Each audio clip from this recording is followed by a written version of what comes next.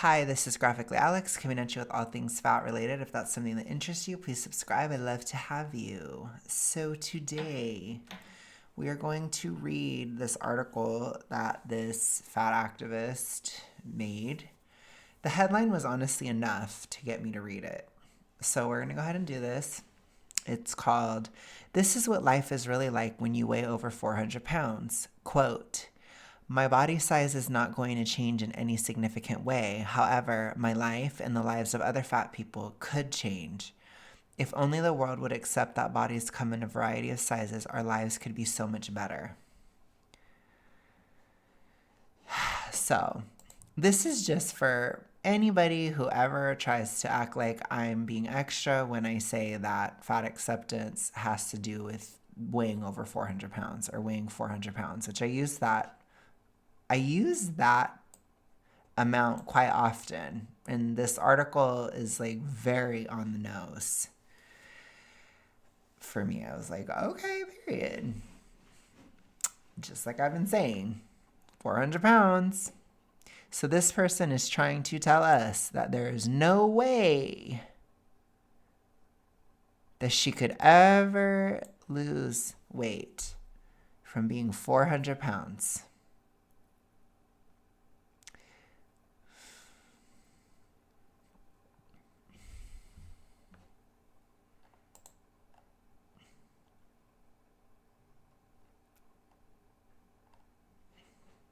Whoa. There's a lot going on here with these ads. These ads are wild.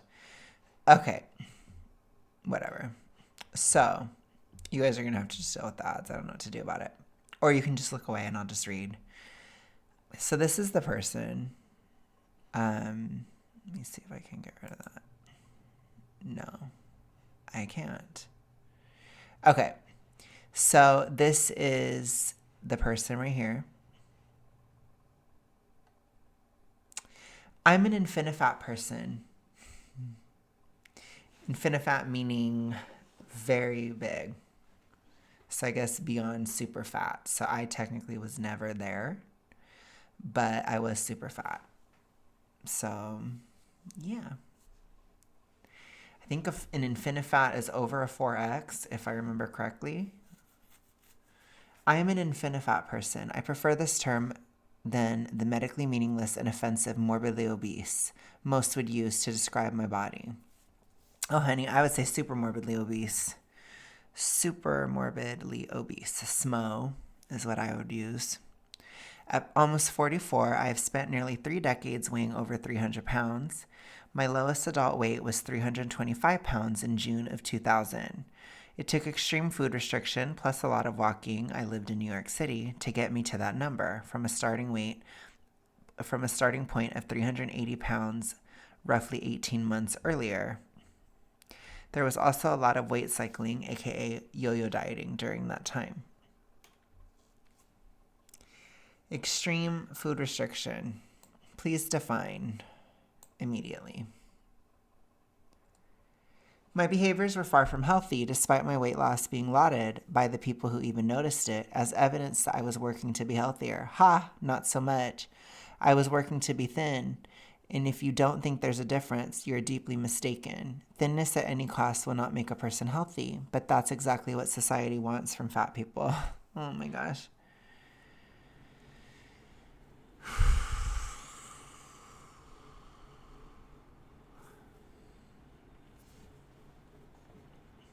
Is she going to say anything about what she did? Because I'm not seeing anything yet. In the 9 months that followed that one-off sighting of 325 on my scale, I gained 75 pounds back. I am currently at 445 pounds. This person has an E followed by the letter D. Okay? I just want that to be clear. This is not healthy. This is not mentally sound. This is insanity.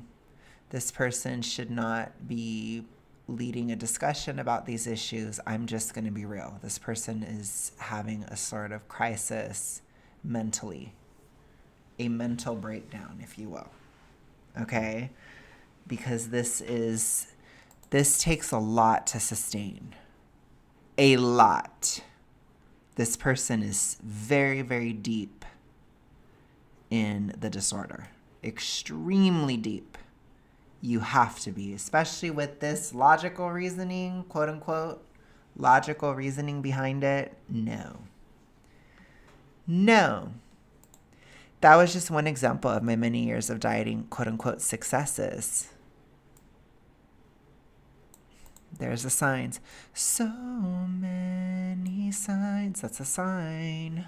Especially with such a drastic weight rebound. Gaining 75 pounds in 9 months. That is E followed by the letter D. Ring the alarm. Ring the alarms. That is very obvious. Okay? I don't know if she's gotten any help for it. I don't know if she's talked to anybody about it. I don't even know if she's aware. But know that if she's completely unaware of it, she is deeply delusional. And I mean that. And I don't mean it in an insulting way. I just mean it in what the term actually means. Okay?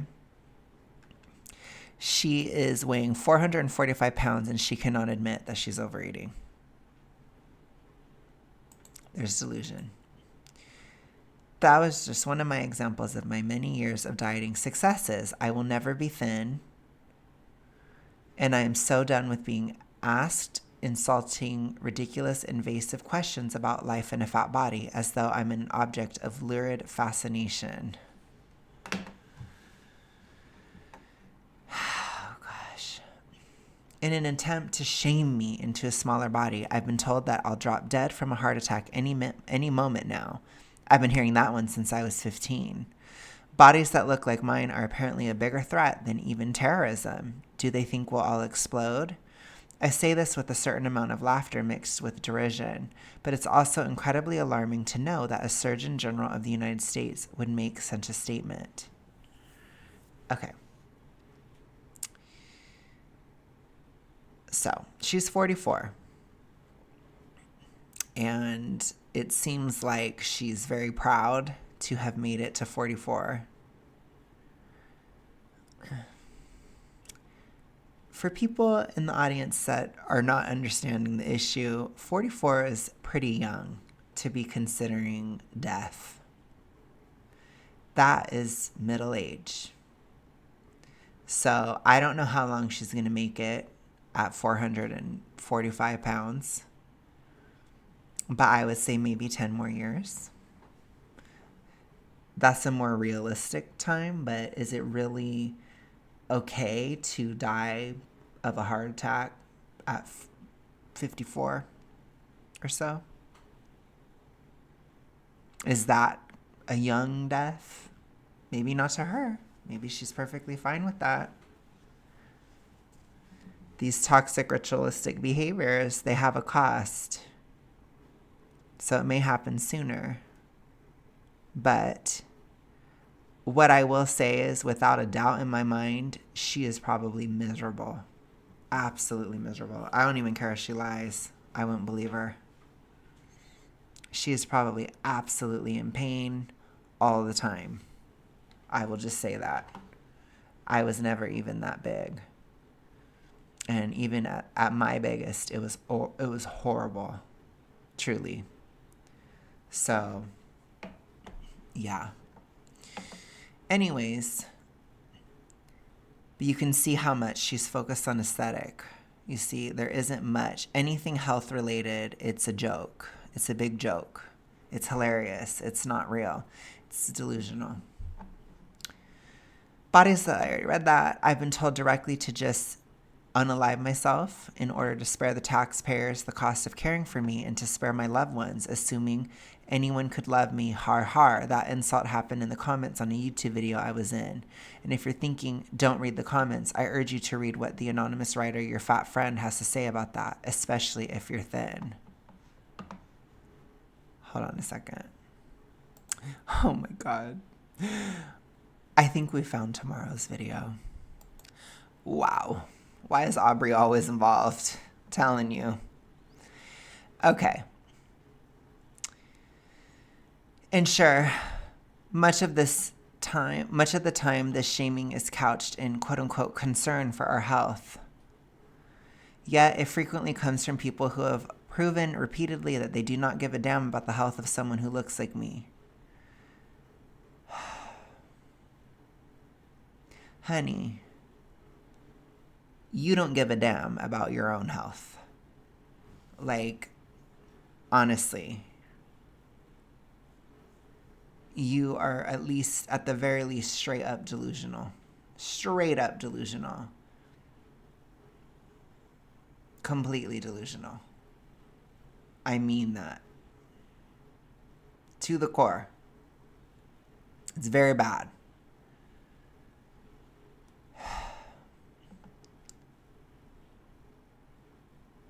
People who, in fact, are perfectly happy to shatter our physical and mental health to try to make us smaller. Looking at you, Julian Michaels, especially when doing so makes them rich and famous.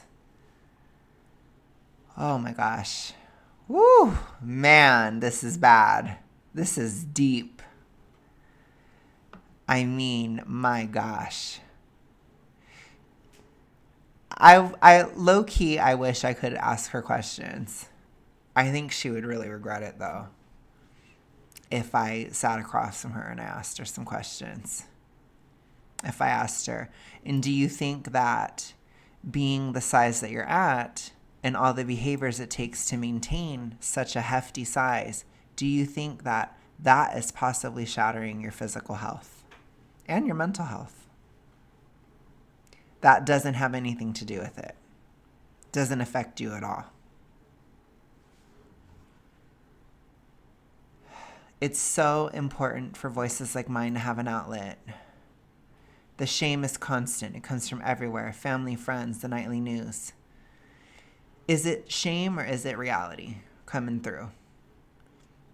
I'm just saying. Like, at a certain point, you reach such a level where it's like, I cannot even believe she won't admit there's some kind of an issue. Like, it's wild. It's all everybody else. All everything else. Well, let me ask, and this is what I'd ask her too. Let me ask you this. If you were alone all the time, if you didn't have anyone around you, would you actually feel any better? Or would it be the same?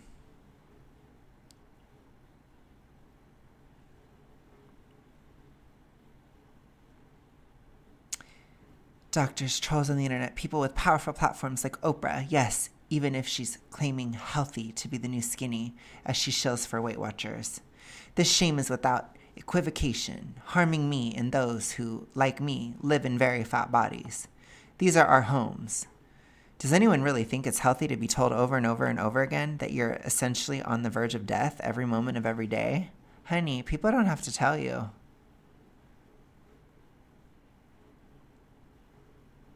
Do you think it's healthy to live in complete delusion about the state of your physical body at all moments? That's a better question, because when you get to especially very, very big sizes, it does not matter how you feel about it. It doesn't matter. Feelings don't matter anymore. That should be your last concern at this size. That should be your absolute last concern. Because honestly, you just got to get out of that state. You just have to. It's not a joke. It's not funny. It's not cute. It's not... Any of this is not... It's not even worth entertaining. And I personally wouldn't. I wouldn't. Because, like I said... Whew. Could you imagine if I were to do a debate with this person? Because the thing about it is this. This is the part that pisses me off. I think we might be getting to witch territory pretty soon. I'm feeling it rising.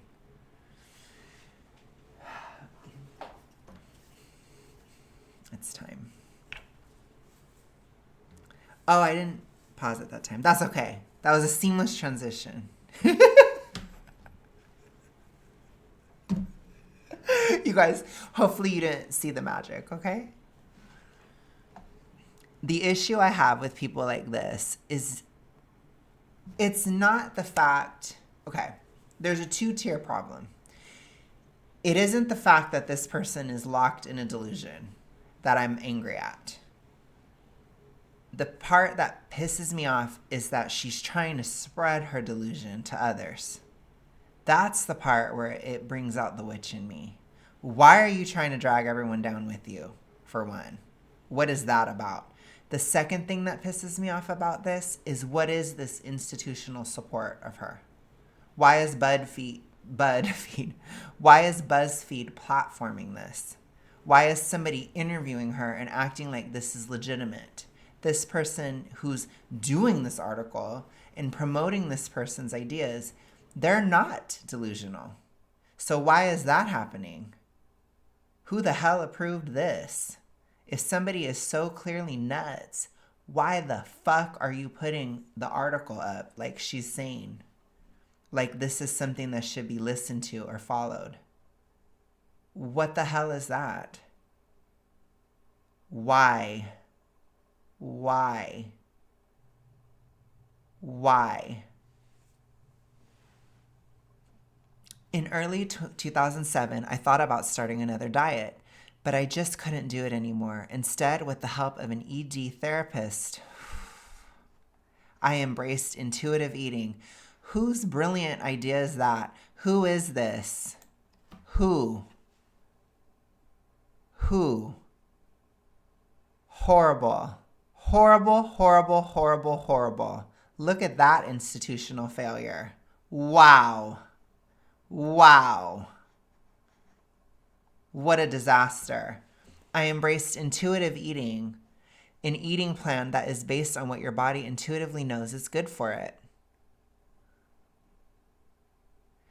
Let me tell you something about E followed by the letter D. There is nothing intuitive about it. It's completely just static brain noise of nothing coming from nowhere. It's like your brain going like, that's what it sounds like. That's what it is. That's not intuition. That's not being in touch with your heart. That's not being in touch with your body. Your body doesn't feel good doing those behaviors. You know it doesn't. That's a load of bullshit. You don't feel good doing that. You know it isn't right. You're full of shit. You are completely full of it. There's nothing intuitive about these behaviors. They don't make sense at all. They are disordered.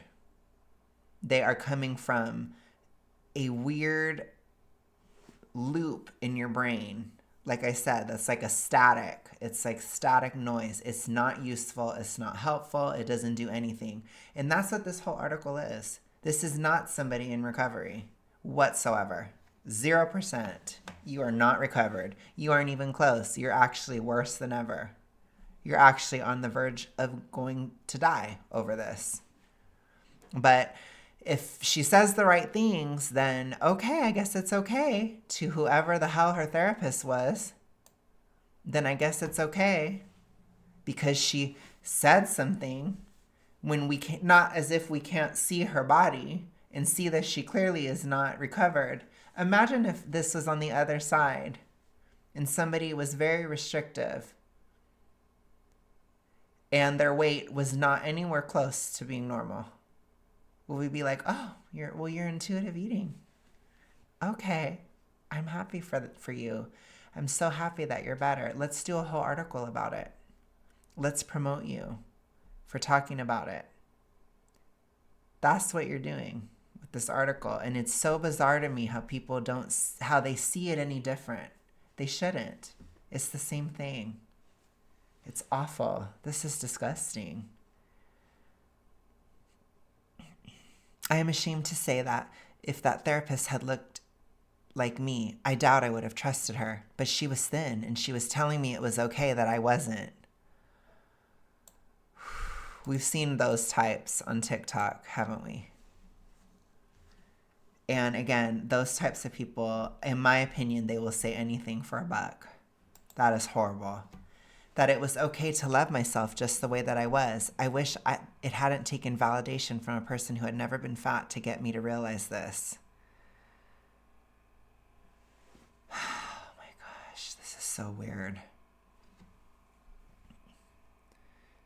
Her frickin' therapist told her. It's disgusting. Suddenly my world had changed. I was so ready, after so many years of hating myself, to just feel neutral about my body for once. Okay, sure, but did you address the coping mechanism? That's not the only part of recovery. You also have to stop. BINGing. You have to stop. You have to cease the behavior. Yes, body neutrality is great, but it's not enough. You have to stop the behavior. It wasn't even that hard for me to embrace it at the time. I took it for granted, something that would later come back to haunt me. In 2016, while on vacation with my husband, we'd been married almost 16 years. I am fat and I am loved, despite hearing for years no one could possibly love me looking like I do. I fell. We were eating in a very small cafe. People were crowding in the vestibule as they waited for tables to open. I grew increasingly anxious about having to navigate through a crowd, both from the perspective of being somewhat claustrophobic and because moving my fat body through a crowd is never fun. I don't think most people enjoy trying to push their way through a crowd. It's worse because I dare to take up space by simply existing. This person is actually really in need of some kind of psychological intervention, in my opinion. This person is not okay and certainly should not be platformed or said as some kind of, or shown as some kind of an example. What a horrible thing. My husband sensed my growing anxiety, so we quickly finished lunch and got up to leave the restaurant. I had failed to remember the steep step into the building from the sidewalk, and in my haste, I stumbled down it. I held on to the door, foolishly trying to remain upright. It is bad enough to fall in public. It is worse when you're roughly 520 pounds and wearing a bright Kelly green shirt. Look at how long she held on to this. I'm going to verify the date of this article 1 second. January 4th, 2025. So it's been almost 10 years and she's still thinking about this. So what did I tell you guys about the rumination, the constant thinking about these experiences of being fat and all this stuff? Is she really body neutral? Is she? No, she's thinking about it all the time. It's been almost 10 years and you fell. How many times have I fallen in the past 10 years? I don't know. I don't obsess over a fall. I don't think about it that much.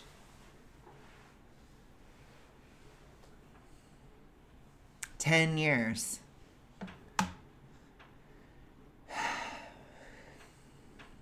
I'm pretty sure I was in shock. It's believed I tore my right bicep by holding onto the door. Believed because an MRI or other scans were not an option at my size. It's dangerous. I knew this, so I didn't bother to go to the emergency room. When I got home, I had major bruises and my arm hurt like hell. I went to my primary care doctor. So her body's totally fine, but if she falls at what? 34? 33 years old, 34, 35 maybe. She falls at 35. She just falls off a step and she's this deeply injured. Tell me again how safe it is to be that size. Tell me again how great it is to be that size. You can't handle a simple fall in your mid-30s without deep injury just by missing a step.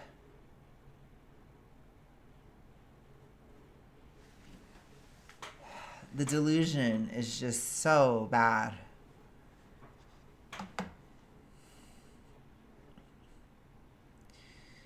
I went to my primary care doctor who advised me to rest my arm for 16 weeks. 16 weeks. Holy crap. Use ice and take anti-inflammatory drugs. After that, it was going to be as good as it would get. I still regularly have muscle spasms from even minor movement in that area. Because she fell and she tried to hold onto a door. And she's still sitting here saying it doesn't matter. It don't mean anything. You see how crazy this is. 16 years earlier, while working at a New York City daycare center, I fell on the job. 16 years earlier, while working at a New York City daycare center, I fell on the job. That time I braced my fall with my left hand. Seriously, don't try to brace a fall unless you're on the side of a mountain or something. I partially dislocated my shoulder. This was an on-the-job injury, meaning workers' compensation had to be involved. It took me 5 weeks to approve physical therapy, but by then permanent damage had been done. 10 years later, I somehow managed to dislocate it again in my sleep. What can I say? I'm talented. The permanent damage means my range of motion in the arm is extremely limited, and it makes further dislocations more likely. I've written extensively about these injuries and my fear of future health issues going undiagnosed because, despite the rampant concern for the health of fat people, we are still denied access to care afforded to our thinner peers. These fears were entirely valid, as fat people die regularly from diseases that go undiagnosed.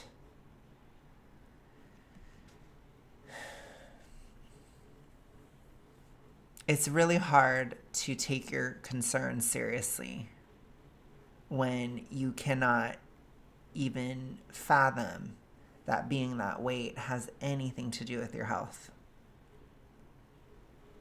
For instance, around this same time, my grandmother was being treated for cancer. She had to get repeated PET scans, among other tests. As an infinifat person, these tests are off limits to me. What if I got cancer? Suddenly, I felt trapped. Not by my body so much as by a medical community that would not provide me access to quality care, that would then shame me for my injuries or illnesses that came about as a result of that lack of access. These falls, your weight is heavily involved in some of the injuries involved with these falls. So 16 years earlier, so that's in 2000. So how old was she then? I'm just saying, it's like a complete lack of any kind of resilience in your body at that size.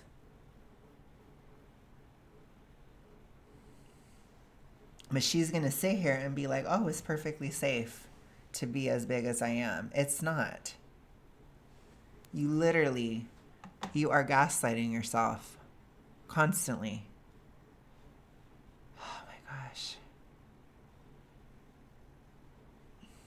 No matter what injury or condition I was struggling with, I knew traditional dieting wouldn't help me. It never had, and I always gained back more than I had lost.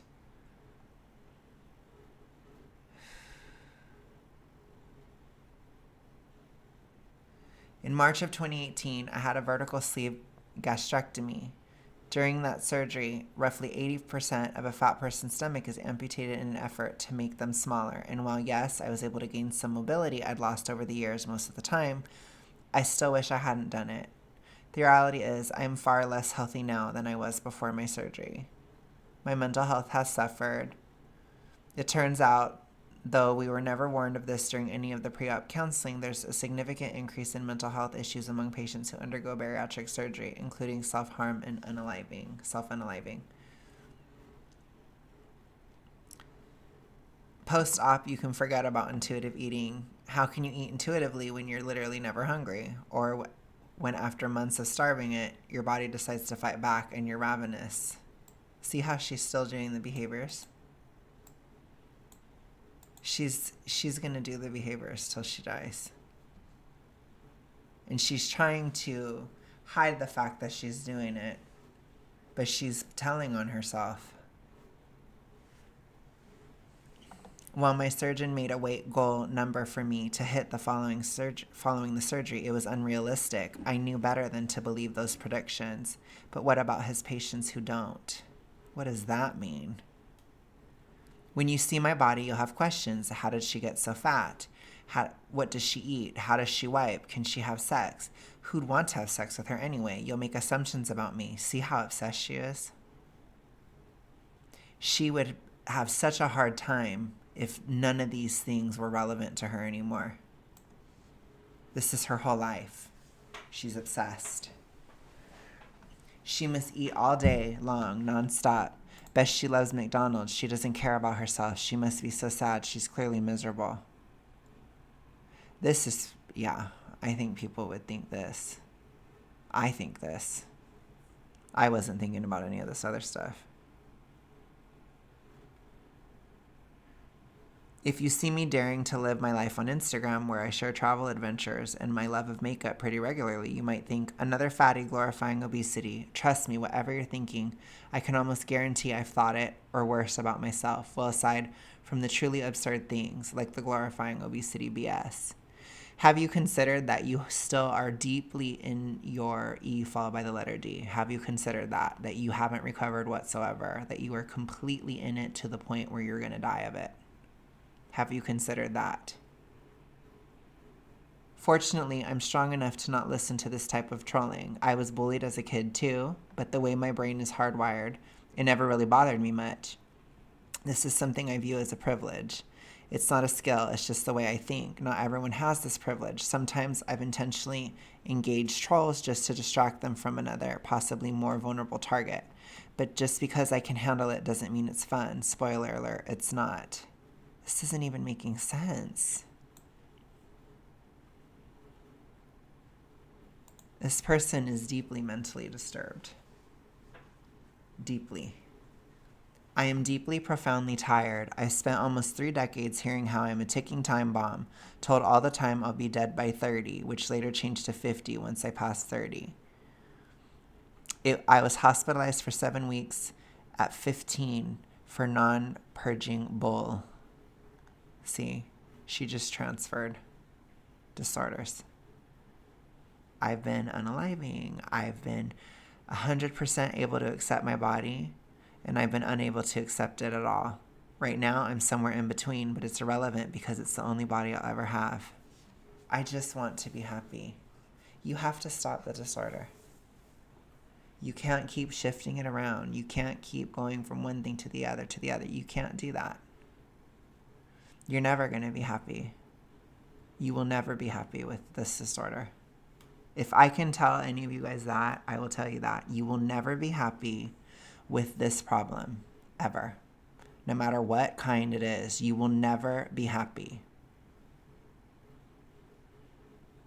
It is static noise. It is a Pandora's box. It doesn't do anything for you. It will make you miserable forever. It will never work. You'll never win this game that you're playing. You'll never crack a code. It's never going to happen. You will never be happy if you have this problem. And you need to fight it like hell if you have it.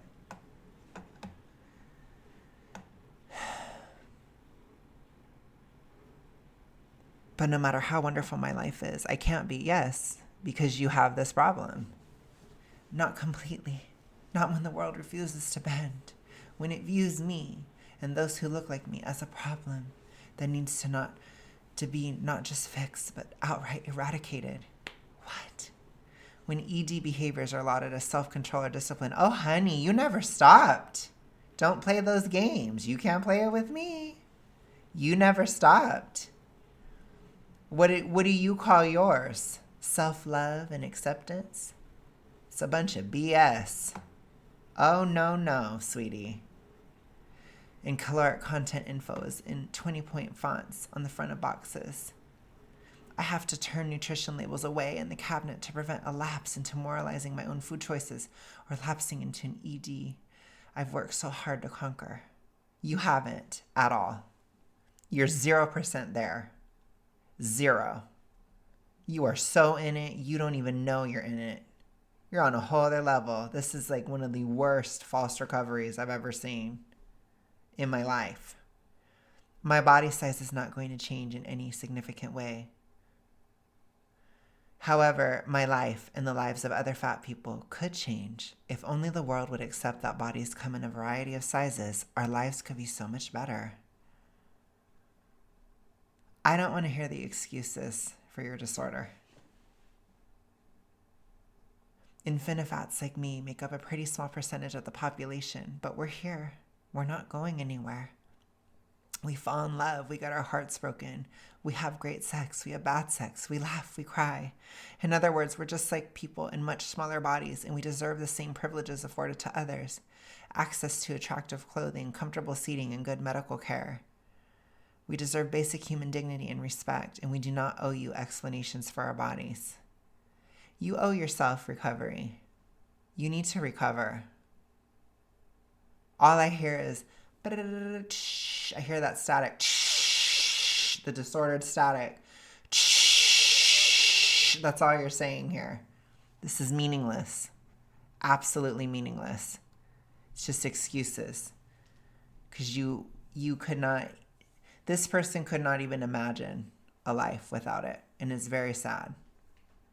So yeah, I'm tired, but I am determined to spend whatever of my incessantly ticking time bomb of a life I have left to try to fix the real problem. Fat phobia.